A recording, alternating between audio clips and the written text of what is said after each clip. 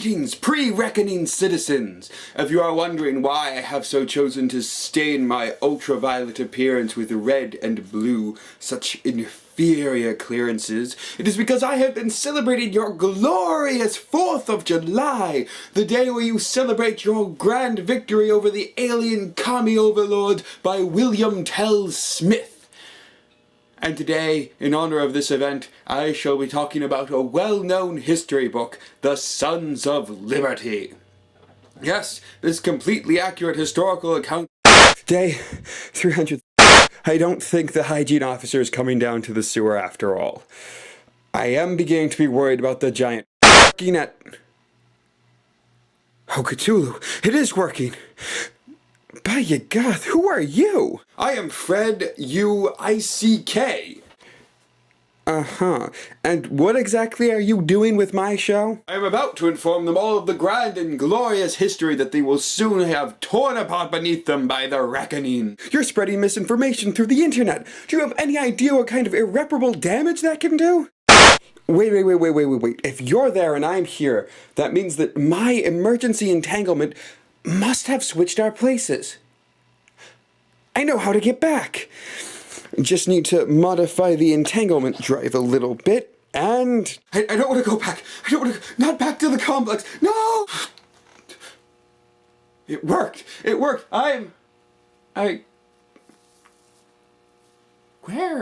am I? In America. Yes, I suppose I must be. And since it's already been set up, And this is Sons of Liberty, a role-playing game of freedom and badassery. And the shocker around the world was the start of the revolution. Itchy. Sons of Liberty is a historical role-playing game, in much the same sense that 300 is a historical comic. Which means the game is basically...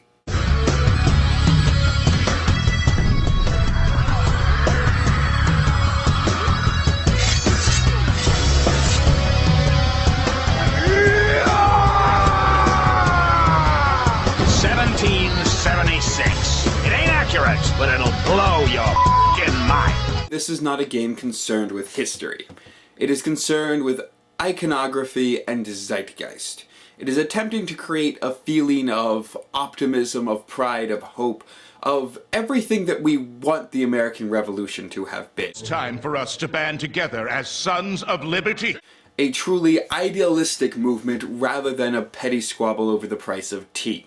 We're just after the tea! It is a game where the Founding Fathers get to be heroes, plain and simple, fighting very obvious villains. The game uses playing cards, and the cards do quite a number of things, including more or less randomly determining objectives for any given scenario. Gentlemen, a courier has just handed me an urgent message from Paul Revere with our next instructions. We must decipher it at once.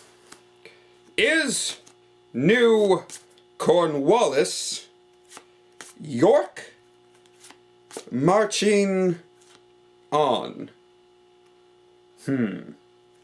Cornwallis is a general, so a new general from York marches on. But the is comes first, so it's a question. We must immediately investigate whether or not there is a new general from York marching. The game is, in a sense, GM-less. One player will take up the mantle of the Tories and be playing all the villains, but at the same time doesn't necessarily exert that much more control over the game than any other player. Play consists of 3 modes. Battle, in which the Sons of Liberty attempt to take on the Tories and win some victory. Campaign, in which a series of battles are used to tell the story of the entire Revolutionary War. And Versus, where 2 of the Sons of Liberty go head-to-head after the war is over on various divisive issues. Versus mode in particular is a nice inclusion because it gives you something to do when you only have 2 people. And once again, Bongo, I don't think anyone's coming to this party of yours.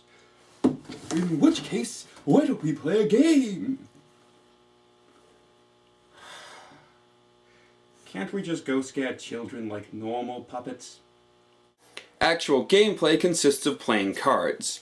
The Tory player plays with a number of cards in hand equal to the number of other players. The rest of the players always play with a hand of 4 cards.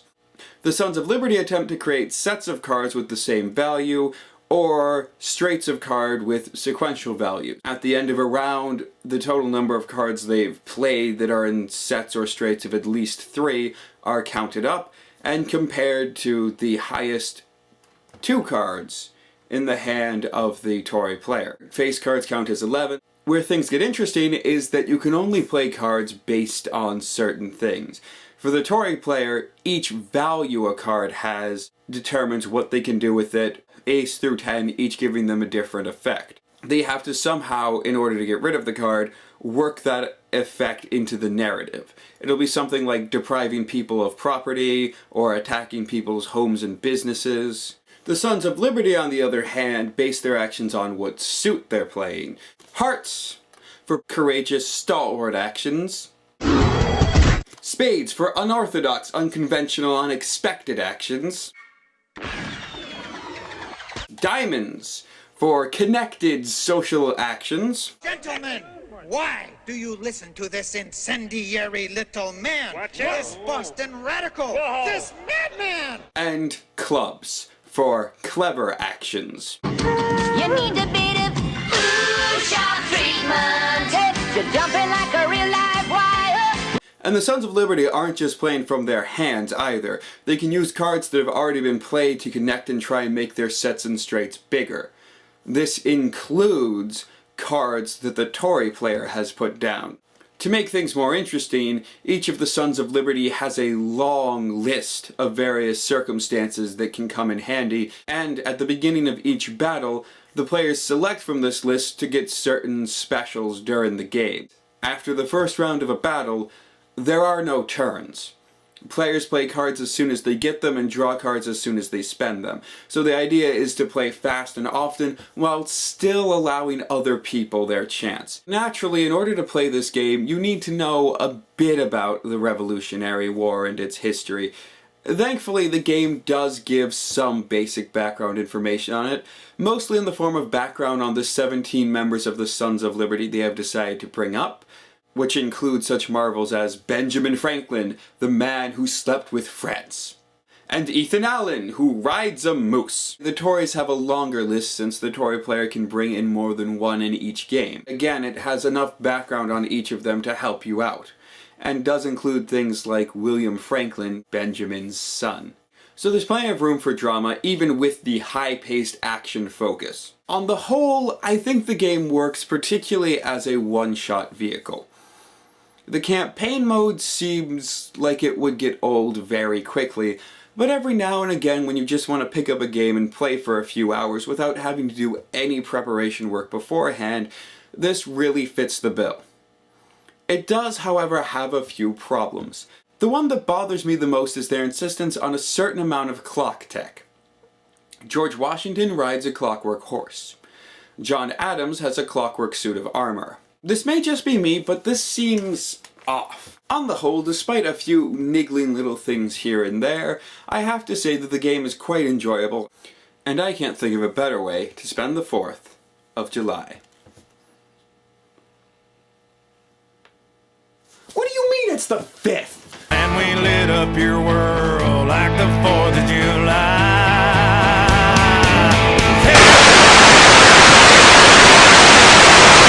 Oh, what is that stench? I'm back home, back in Alpha Complex. Horrible, miserable, hot dogless Alpha Complex. Where I am a high programmer. Mark me! You have made a terrible enemy this day. If it takes all the resources of Alpha Complex to do it, I will find a way back, and your glorious hot dog-filled world will be mine. And I'll kill you or something while I'm at it.